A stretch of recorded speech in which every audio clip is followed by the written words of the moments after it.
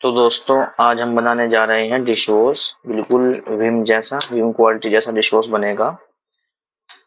और हम आपको बता दें कि हमने जो पीएच न्यूट्रल करा था पिछली वीडियो में, आप देख लेना। वो ये एसिड स्लरी है हमारे पास, जिसका हमने ये देखो कितना इसमें थिकनेस है और ये कितनी अच्छी ट्रांसपेरेंट हो चुकी है। तो यही वो एसिड स्लरी है जो हमने पिछली वीडियो में इसको थिक किया था, बिल्कुल पानी डाल के और कास्टिक सोडा की लाई बना के, और इसको हमने छोड़ दिया था। अभी ये बिल्कुल रेडी हो चुकी है और इसका जो पीएच है वो भी बिल्कुल 7 हो चुका है।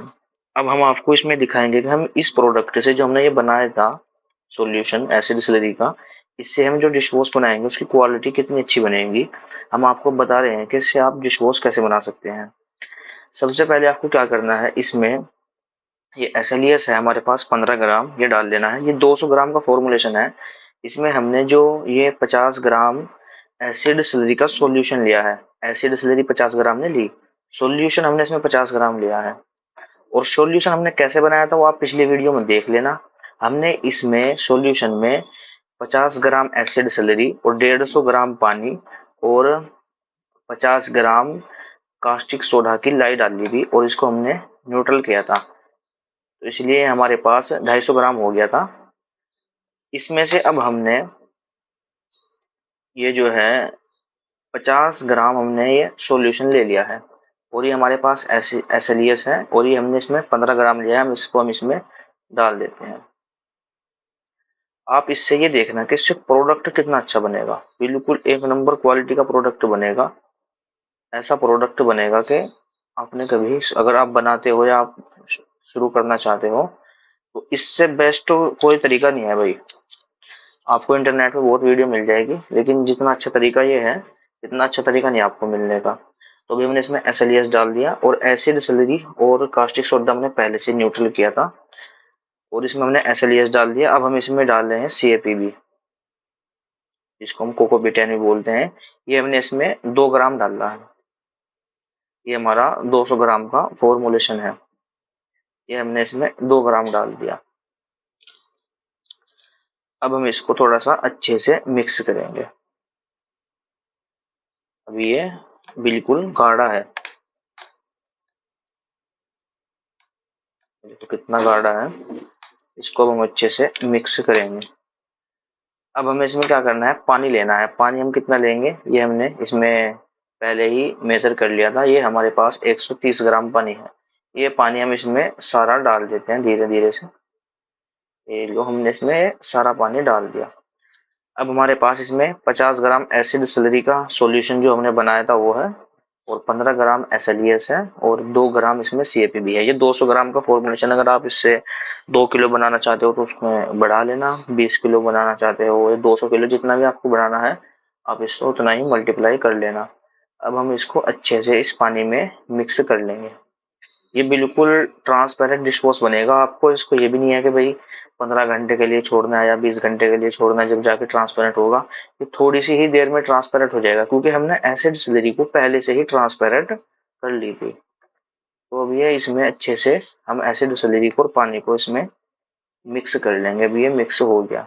यहाँ तक हमारा जो डिश वॉश है वो रेडी हो गया है 80% तक। अभी इसमें थोड़ा सा हमें और चीज़ें ऐड करनी, जिससे इसकी क्वालिटी और अच्छी हो जाए।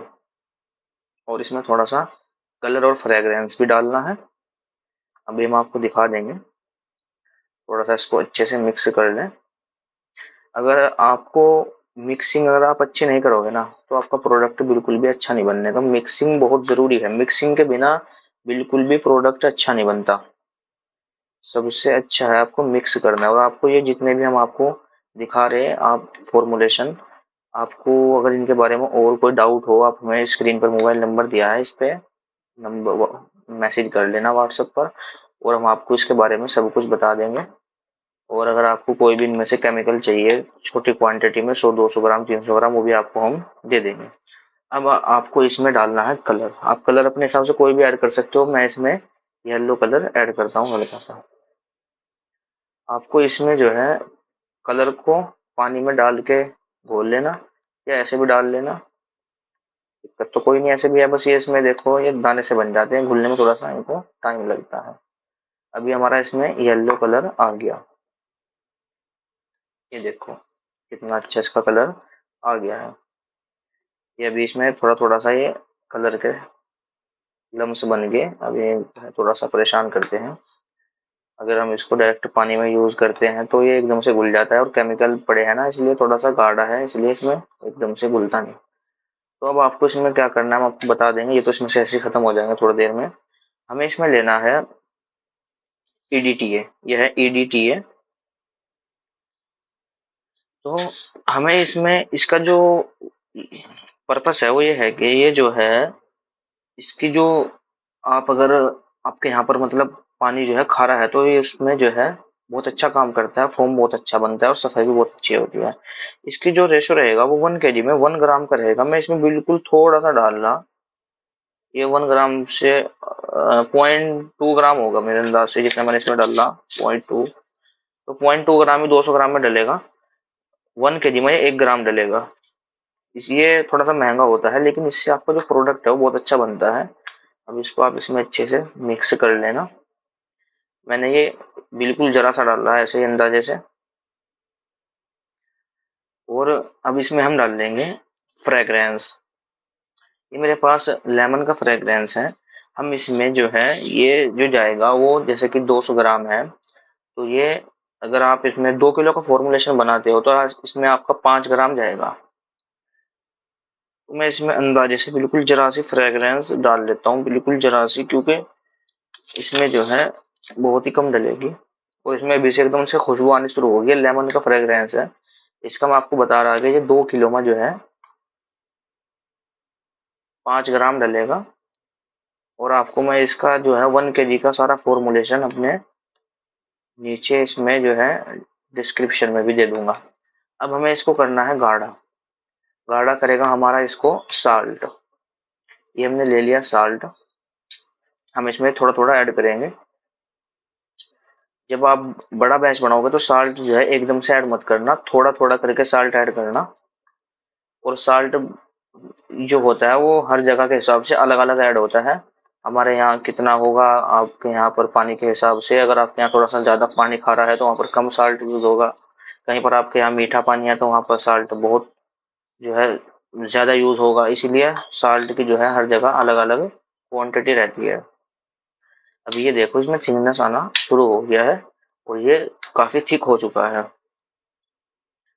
और ये देखो ये ट्रांसपेरेंट भी है, और अभी थोड़ी देर में ही 10 मिनट में ये बहुत ज्यादा ट्रांसपेरेंट हो जाएगा। देखो ये कितने थिक हो चुका है। अभी इसमें हम थोड़ा सा साल्ट और ऐड करेंगे इसको और थिक करने के लिए। थिक आप अपने हिसाब से कर लेना जितना भी आपको अच्छा लगे, आपके यहाँ पर मतलब जितना भी आपको दिखे भाई ये अब सही हो गया उस हिसाब से आप इसको थिक कर लेना।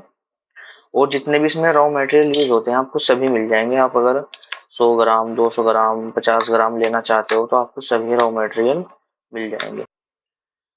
तो फाइनली दोस्तों हमने इसको 10 से 15 मिनट रख दिया था और ये अभी और थिक हो चुका है। ये देखो इसमें और ज्यादा थिकनेस आ गई है।